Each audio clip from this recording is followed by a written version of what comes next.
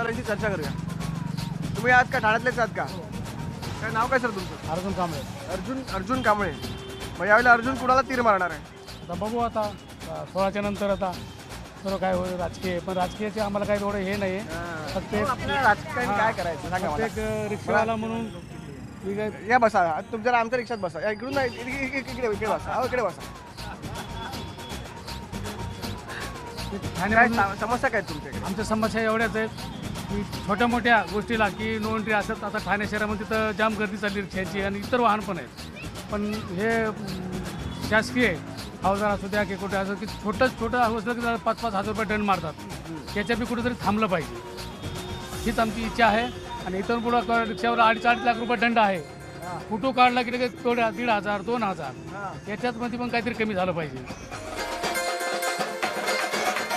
प्रश्न माझा असा आहे तर जेव्हा आता बघा काही ठिकाणी आता हे सांगितलं बिनविरोध होत आहे.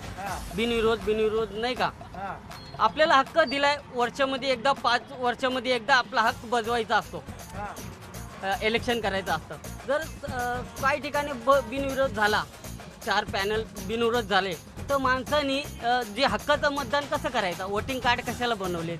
वोटिंग कार्ड आहेत ना ते हक्काचं मत तुम्ही देणार कसा. आम्हाला यांना करायचंच नव्हता.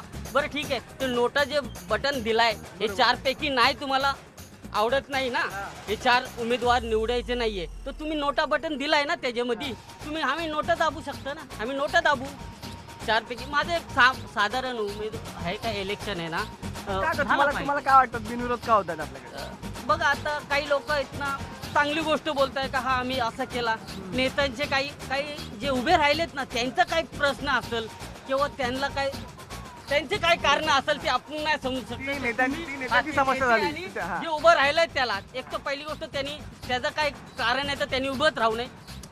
तुम्ही तिकीट घ्यापर्यंत खुशीने जाताय मग तुम्ही घेऊच नका. दुसऱ्याला चान्स द्या. एखादा गरीब असतो ना बिचारा तो ज्याला खरंच उभं राहायचं आहे आणि निवडून यायचं पलटी मारतात ना सर. हा मग त्यांनी उभं राहू नये नाही तर त्यांनी घेऊच नाही तिकीट.